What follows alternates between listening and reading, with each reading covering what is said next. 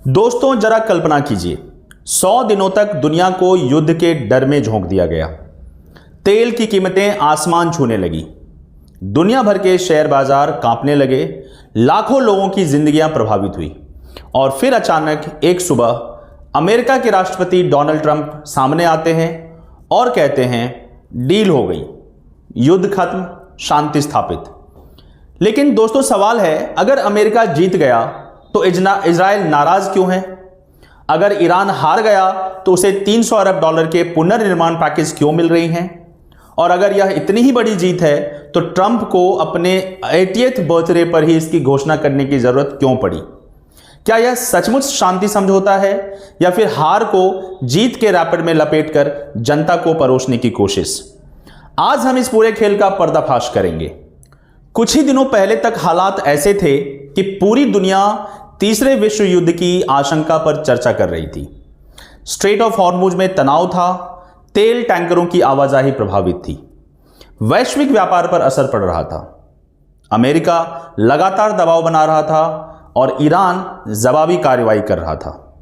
और फिर अचानक खबर आती है कि अमेरिका और ईरान के बीच एक समझौता हो गया।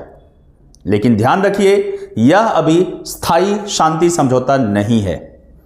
यह मूल रूप से एक अस्थायी युद्ध विराम और समझौते का ढांचा है जो लगभग 60 दिनों तक लागू रहेगा। यानी लड़ाई फिलहाल रुकी है, खत्म नहीं हुई है। अब यहां एक दिलचस्प बात सामने आती है। यह घोषणा ऐसे समय में हुई जब डोनाल्ड ट्रंप अपना 80th बर्थडे मना रहे थे और यहीं से आलोचकों ने सवाल उठाना शुरू किया कि क्या यह संयोग था या राजनीतिक संदेश, क्योंकि कई विश्लेषकों का मानना है कि ट्रंप को युद्ध से सम्मानजनक एग्जिट चाहिए था। युद्ध लंबा खिंच चुका था, आर्थिक दबाव बढ़ रहा था, अमेरिका के भीतर भी सवाल उठ रहे थे और ऐसे में शांति समझौते की घोषणा एक बड़ी राजनीतिक उपलब्धि के रूप में पेश की जा सकती थी। अब बात करते हैं उस जगह की जिसका नाम आपने बार बार सुना होगा, स्ट्रेट ऑफ हॉर्मुज।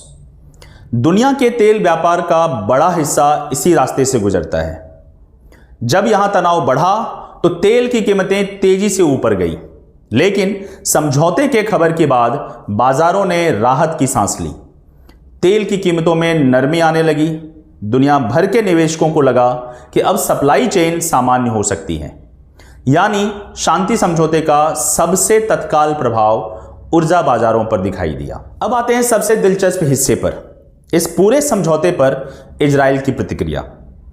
अगर अमेरिका और इजराइल इतने करीबी सहयोगी हैं तो फिर इजराइल नाराज क्यों है?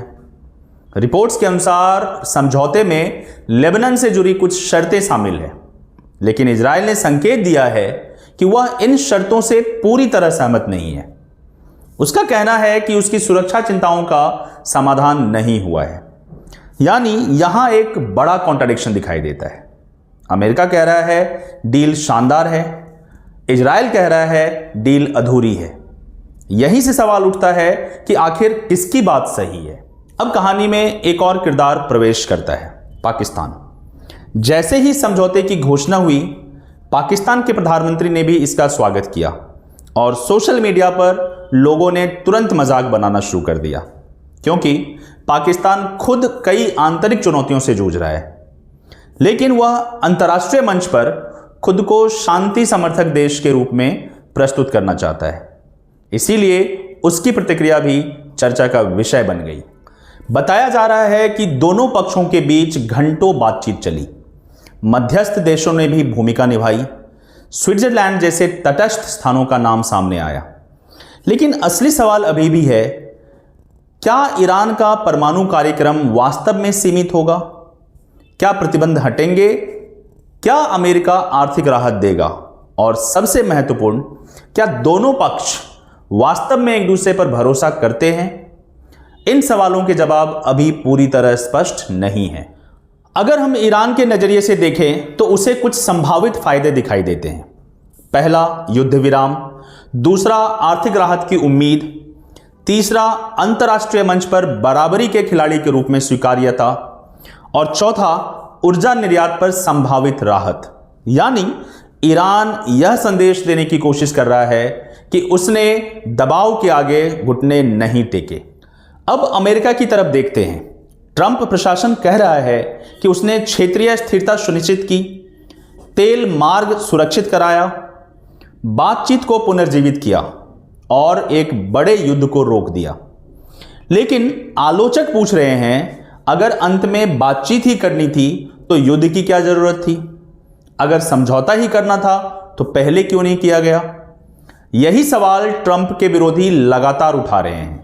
भारत के लिए यह खबर कई मायनों में सकारात्मक हो सकती है। भारत दुनिया के सबसे बड़े ऊर्जा आयातकों में से एक है। अगर तेल की कीमतें नियंत्रित रहती हैं तो महंगाई पर दबाव कम हो सकता है, ऊर्जा आयात का खर्च घट सकता है और भारत को ईरान समेत विभिन्न देशों के साथ व्यापारिक विकल्प मिल सकते हैं। यानी वैश्विक तनाव कम होना भारत की अर्थव्यवस्था के लिए राहत की खबर हो सकती है। अब सबसे बड़ा सवाल, इस पूरे घटनाक्रम का विजेता कौन है? अमेरिका, ईरान, इजराइल या फिर दुनिया? सच्चाई यह है कि अभी किसी को पूर्ण विजेता घोषित करना जल्दबाजी होगी, क्योंकि यह केवल 60 दिन का ढांचा है। असली परीक्षा तब होगी जब समझौते की शर्तें लागू होंगी, प्रतिबंधों पर निर्णय होगा, लेबनान और क्षेत्रीय सुरक्षा का मुद्दा सुलझेगा और परमाणु कार्यक्रम पर स्पष्टता आएगी। तब पता चलेगा कि यह एक ऐतिहासिक शांति थी या केवल एक अस्थायी विराम। लेकिन एक बात साफ है, युद्ध शुरू करना आसान होता है, उसे सम्मानजनक तरीके से खत्म करना बेहद कठिन। और आज पूरी दुनिया इसी सवाल का जवाब ढूंढ रही है। क्या यह स्थायी शांति होगी या अगले कुछ महीनों में फिर तनाव बढ़ेगा? अपनी राय कमेंट सेक्शन में जरूर लिखिए। अगर वीडियो पसंद आया हो तो लाइक कीजिए, शेयर कीजिए और चैनल को सब्सक्राइब करना बिल्कुल मत भूलिए। दोस्तों, मिलते हैं अगले वीडियो में। नमस्कार।